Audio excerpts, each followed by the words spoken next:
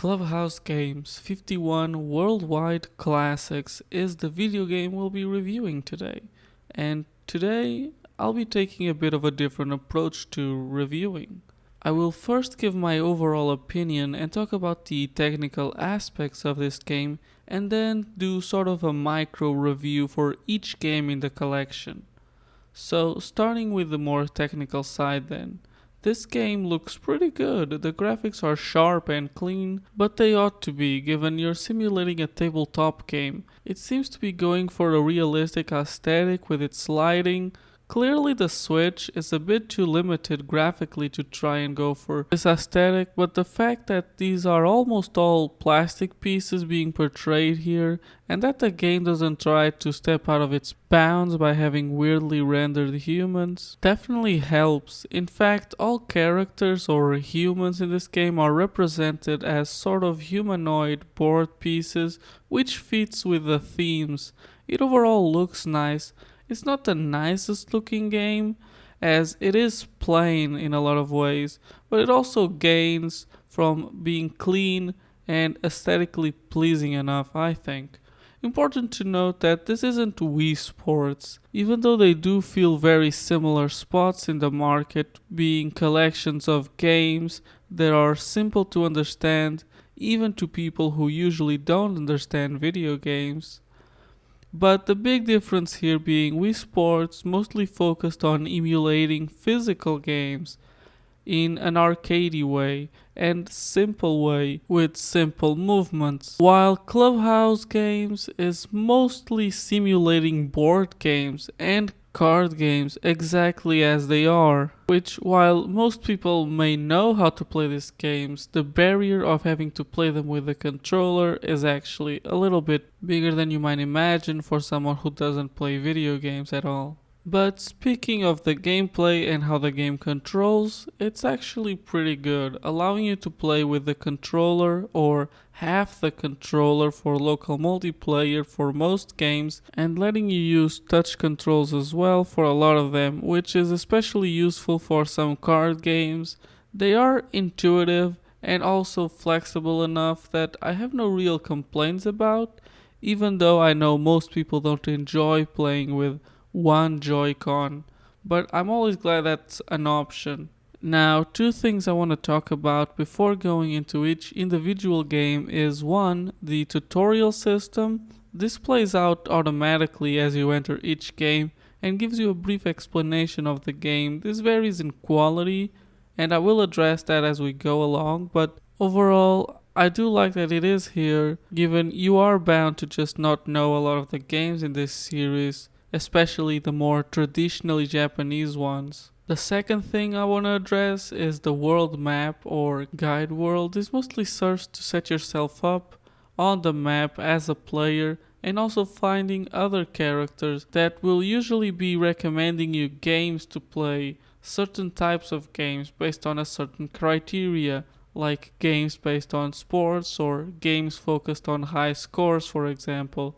They can also give you a tutorial messages or even give you rewards like Mario themed sets of cards to play in card games. Also, if you have multiplayer, you can see other players here, and supposedly they'll be able to see you as well, where they could read your little profile that you created for your character and also see your favorite games. This isn't particularly useful, but it is a nice social feature. Now let's actually start the review of these mini games. First game is Mancala. This is a game where you, inside a board, have to carry beads around, trying to get the most amount of beads on the pocket on your side of the game. Surprisingly engaging, but playing by yourself is a bit limited since the NPC has a tendency of always pulling the same strategies in any given difficulty.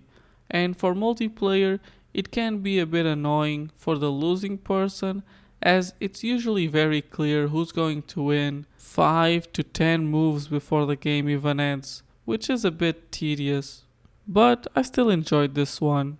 Second game is Dots and Boxes. In this game, two players alternate as they draw a line on the board with the goal of drawing a square with the point going to whoever drew the closing line of the square. This one is pretty fun for multiplayer as it creates some pretty tense moments, but playing with the NPC is a bit too easy, as it seems it's not capable of dealing with the most basic strategies even on the hardest difficulties. Third game then is Yacht Dice. This is a game where you roll the dice and try and get combinations with the highest possible score within the possible combinations, and you can only do each combination once. And the goal here is to get the max overall score out of the people playing, and it's alright. While there is a little bit of strategy here, it is too random to play more than a couple of times for me at least.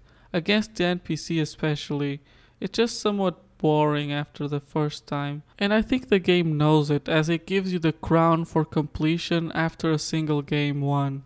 Moving on, fourth game is ironically 4 in a row, or 4 in line, as me and I'm sure a lot of you know this game by. And the game is very self-explanatory. 2 players take turns to create a line of 4 pieces. This one is okay.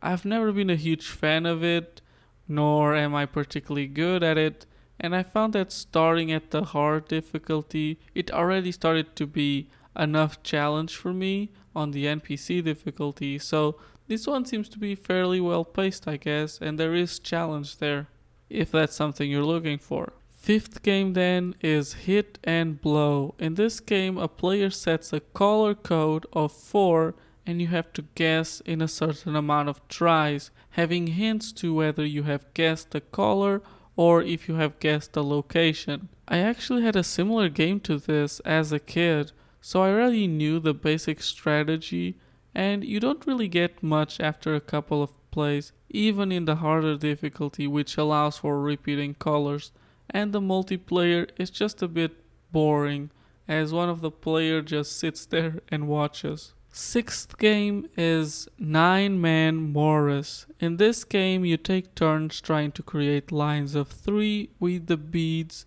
as that allows you to remove one of the opposing player's beads, and the goal is to remove all of the opposing beads. Personally, I found this to be a bit too boring. It hinges a bit too much on your opening plays. It's kinda like 4 in a line but with more strategy. So if you're into that, that's cool. Personally, it's not my cup of tea. Seventh game is Hex. In this game, you try to create a line between 2 walls with hexagonal shaped pieces whilst trying to stop your adversary from doing the same in the opposite direction. It is a pretty interesting game, but I just did not click with it. But I would say that the NPC is definitely challenging. And I think it would be also pretty interesting for multiplayer. But that's about it. It is a very simple game. At least to understand it, it's very simple. Eighth game is Droughts, or you probably know it as Checkers. Not much to say about this one, it's checkers. Ninth game is Hare and the Hound. This game has you playing as either the hounds or the hare, as you try to either catch the hare or flee the dogs in a small grid, depending on your side. As a single player, it is a fun enough puzzle game, but as a multiplayer game, the hare simply has too much advantage if the game is being played by 2 people who are not familiar with the game, which I imagine is a lot of the people playing this game. 10th game is Gomoku. This is basically a more complicated 4 in line, so if you're into that, you're into that. 11th is Dominoes. This one is fairly enjoyable and has a lot of rules you can change to keep it fresh, but it doesn't have a local multiplayer, which is a bit annoying. Even though I understand it, it is a limitation of playing games where you have things you don't want other players to see on the same screen. 12th is Chinese Checkers. This is a 3-player game, but you can play with just 2 and have the NPC take over the left-over player. And thankfully this is something the game does for pretty much every game in this collection that allows for this. Now, Chinese Checkers itself is fairly simple. You want to carry all your beads from one side of the board to another and use the other player's beads and your own to jump around consecutively. This is okay, I guess, for a light multiplayer go at it. It is nice for one play, but more than that, it can become tedious and slow as players start getting into more complicated strategies, in my opinion. 13th game is Ludo. This is a fairly popular and simple game.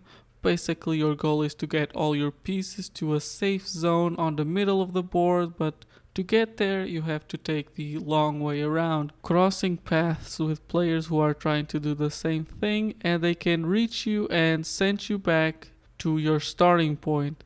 It is mostly a luck-based game, and for light multiplayer, that is fine enough, but single player wise, there is no reason to play this one more than once. Even in that first play, it will be very tedious. 14th game is Backgammon. Not a fan of this game, I'm not sure I know how to play it properly yet, but it's Backgammon and you can play it in multiplayer if you want that.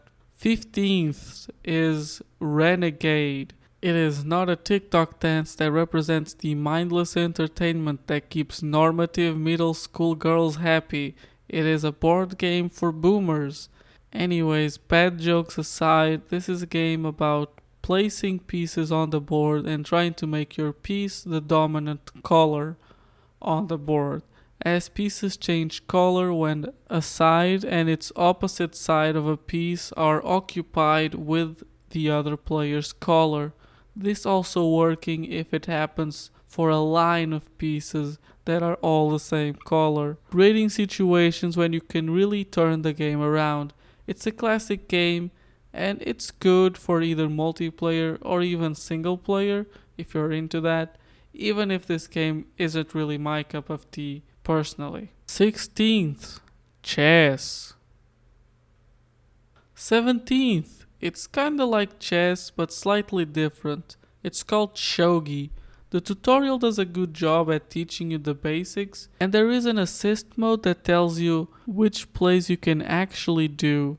Some of these more complicated games have it, like chess for example also does, or Richi Mahjong, and it's really nice and helpful, especially for these ones with pieces in Japanese, which might be hard to memorize. 18th is Mini Shogi. Well, the title says it all. It's a mini version of Shogi, a much smaller board, creating for a much quicker game. I won a game of this without really understanding what I did. So that's really all I have to say about it. 19th, Hanafuda. It's a traditional Japanese card game and it's pretty interesting. It is very luck based, but there is just enough strategy there to make it fun. The biggest problem are the cards. The entry point to understanding these games, winning hands, is a bit high and complicated, given the complex designs of these cards and trying to remember what they all do. It can be a bit difficult, even with the game's help. And another big drawback here is, much like Dominoes, it has no local multiplayer. 20th, Richi Mahjong. Very complex game for newcomers, but the game does a really nice job at trying to teach you how to play. That being said, I'm not gonna be the one trying to explain it here. But if you wanted to play Richi Mahjong, this is something you can do, even though, much like the previous one, no local multiplayer. It is an annoyance, but again, not really a fault of the game, as it is a game where you have to have your own hands hidden from other players, and that just doesn't really work on the same screen. 21st, it's called Last Card, and it's Uno, but they can't call it that. 22nd, Blackjack. Yeah, a lot of games here are gambling games. Personally, I think it's fine since there is no way to actually spend money, but just be aware that they are traditional gambling games and they play just like they would at a casino, let's say. 23rd, Texas Hold'em. Yup, another gambling one, and it's poker. It plays alright, but I don't think anyone is buying this game just to play poker and blackjack. Also, you can play this one in local multiplayer, of course, but you can play blackjack, which makes sense. 14th President. This is a card game about trying to be the first to get rid of your entire hand with some strategy. It is fairly fun, but it doesn't have local multiplayer, which I think for this one specifically is extra annoying, because I think this one definitely would be helped by the presence of having other people playing against you locally. 25th, Sevens. The strategy on this one is kind of weird, and it's just not very fun to play against a computer, and playing against humans, well, it doesn't have local multiplayer, which for me, once again, is a big downside. Basically, you have a big hand of cards and you have to place them on the board in order, trying to get rid of all those cards.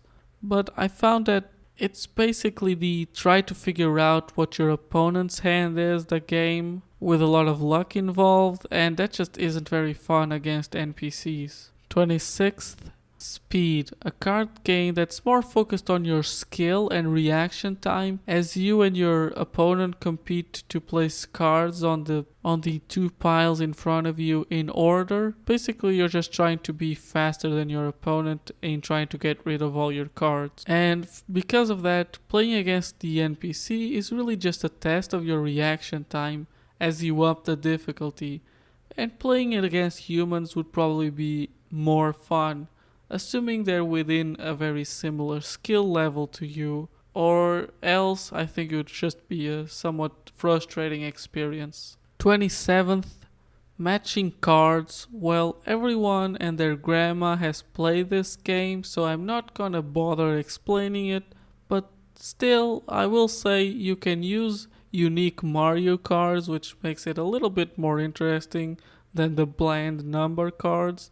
Still, this game has a limited amount of replayability. That being said, the final difficulty of the NPC, he literally makes no errors, and it's basically you have to do a perfect game to win against him, which is interesting, kinda.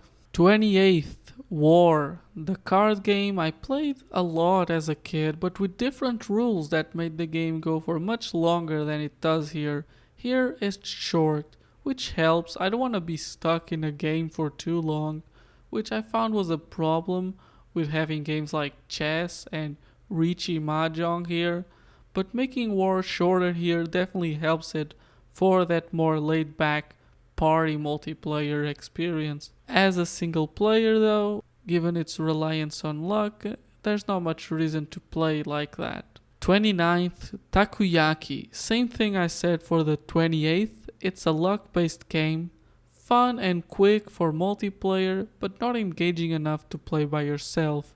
Here you draw cards, and if a number is from 1 to 10, you can flip that position on the board. And if your card that you flip is also a 1 to 10, then you also flip the position of that card, with the goal being to flip all the cards 1 to 10 on your board before the opponent. 30th, Pigtails, a nice blend of luck and strategy. Here you have to take out cards from a circle and place them in the center, where you take out a card that's the same suite as the one on top of the pile, then you have to pick up and add to your hand the whole pile. This is surprisingly a game that doesn't have you wanting to give up after you catch a giant wad of cards, as it actually gives you somewhat of an advantage given that these cards are usable, meaning now you have some strategy you can play with, since you're not bound to the randomness of just drawing from the circle. Unless of course you actually get it at the end of the game where, well, then you already lost. Regardless, it's a fairly fun game for multiplayer, but you won't get much more than one game out of it in single player, I think. 31st, fairly simple, it's golf, a very arcadey version of it. While it is a 3D game, you play from a 2D perspective, and I personally like it. It's very laid back in single player, and it can be pretty tense in multiplayer. And because of its 2D nature, it's not as slow as other golf games, which is a big plus here. 32nd, Billiards.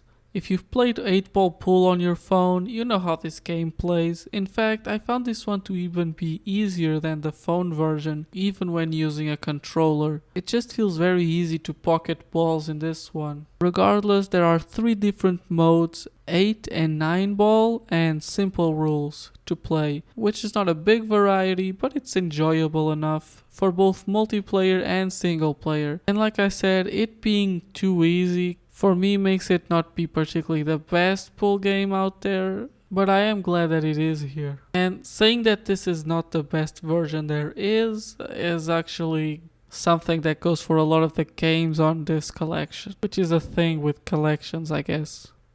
33rd, many games have tried and failed to capture that simple and fluid feeling of the Wii bowling, and while that isn't quite here, it is a nice attempt. It plays very similarly, even though it is hard to not think that the Wii might just have better motion controllers. 34th, Darts, another motion-based game, and it's okay. I found the NPCs to be pretty hard, so single player can be a real challenge if you're into that, but multiplayer should be fairly simple and enjoyable, given all you're doing is just swinging your arm like you're actually throwing a dart. Though remember to use a wristband, just saying. That being said, I found that the game here, even on shorter modes, goes for a bit too long for a casual multiplayer. 35th, Caron. It's like billiard with checker pieces, and you can only play from a specific line on your side of the game. It's okay. I think it's supposed to create more situations of you have no line of sight to play with your pieces than it would usually happen in a game of pool, but it's also a lot easier to pot pieces since the holes are in the corner opposed to being the corner like in billiard, which offsets that limitation of movement. That being said, they're very different games that play fairly similarly, or maybe it's the other way around. 36th, Toy Tennis. It's tennis, except you can only move your character in a set number of places. The novelty of this toy sports games were out fairly fast, both in single player and multiplayer. That being said, I do think that they add some variety to the mostly card game and board game based games. 37th. Same thing I said for 36, but it's football/soccer. I don't care what you call it. 38th is toy curling, but this one just kind of plays like actual curling, so it's better than the other ones in my opinion, but it's also just curling, so if you're into that, good. If you're not, well then this is not gonna change your mind. 39th is toy boxing, and it's exactly what you're imagining. You punch and block, and whoever pushed their adversary back the most wins. 40th, toy baseball. This one being fairly fun for multiplayer, not much different from something like Wii Sports Baseball, just with perspective of being toys. That being said, single player is a bit too slow and boring to engage with for more than a single game, which I've been saying a lot, I know. 41st, air hockey. This one is pretty self-explanatory, but it has a good thing going for it, that is being able to use touch controls even in local multiplayer, even though two-person's fingers on the switch does cover up surprisingly a lot of the screen, which is a downside. Another downside is playing in single player, even on the highest difficulty, the NPCs are not that much of a challenge. 42nd, slot cars. It plays like any real life slot cars, nothing crazy. While the NPCs can get pretty challenging, playing in single player also gets pretty boring pretty quickly. And with multiplayer, it also doesn't last much more than that novelty of trying out every track. 43rd is fishing. This one is basic even for fishing minigames. You just point near a fish and wait or try to lure it closer to you, because if they're too far they will break the cable while being reeled in. This one is fine for single player relaxing, but I can't see anyone really wanting to play this for some competitive or fun multiplayer.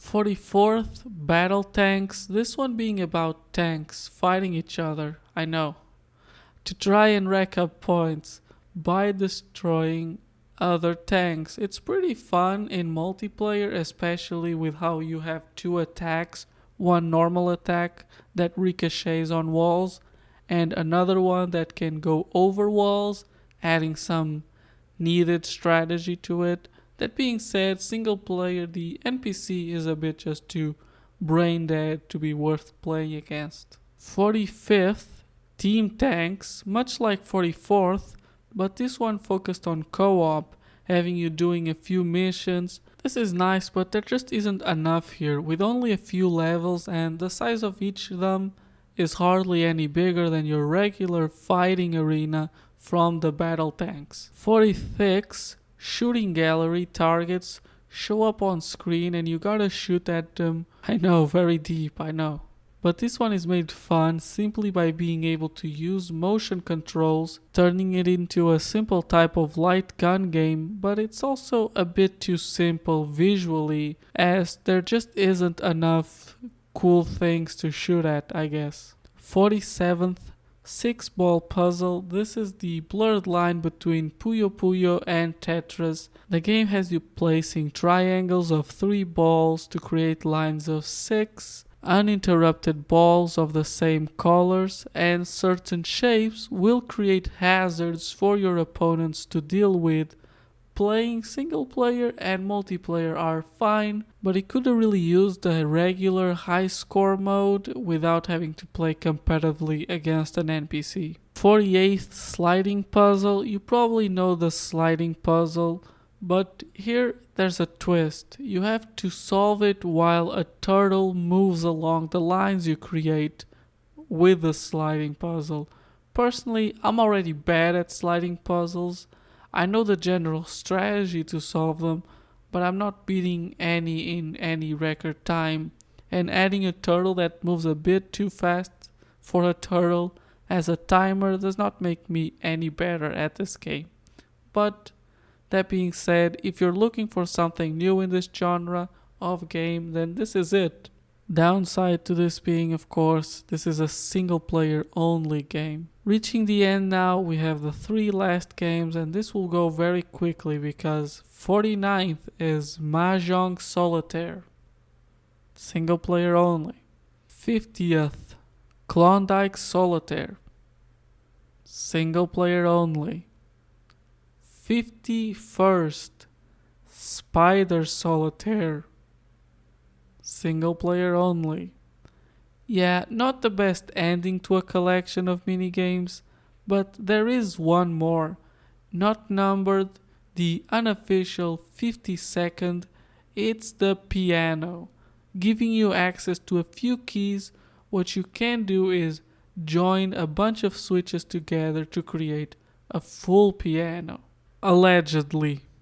I have no way of testing this, and this one is one of those things that should only be done if you already have a couple of friends with a Switch and this game. Because at the price of getting 3 or more Switches and a copy of the game for each, you're already entering decent professional piano prices, I think. Probably, I don't know. Regardless, it's definitely a gimmick and it makes sense not being a numbered one, given it's not a game, or at least there isn't any gamification to it. Overall, Clubhouse Games is just the sum of its parts, and its parts are very simple games for you to play in multiplayer with friends or family. And for that reason, I'm giving Clubhouse Games 51 Worldwide Classics a 6 out of 10. Recommendation wise is, unless you want a game to pop in for when you have family members or friends over who aren't big into gaming and you want something to entertain for a while, then this is not a bad choice. But for kids, for example, depending on their age, I would say that they would probably have more fun with games like One to Switch. Unfortunately, there just isn't a Wii Sports yet on the Switch, a game where it's both good mechanically and also very easy and appealing to people of all ages. While there are games here for kids, I don't know how long they would care for them, especially when all of the automation here ends up making a lot of board games just less engaging for kids, despite those changes being made to make these games more streamlined and faster paced. Regardless of your decision though, I hope this odd video helped you make it. If this is the first video of me you watch, note that this isn't usually how I format my reviews, but this is a bit of a different game or more of a collection of games, so it called for a different approach. Regardless, I hope you enjoyed, and if you did, please consider subscribing and liking, even commenting, all the things you can do for free here on YouTube, and regardless of that, I hope you're having a good day, and goodbye.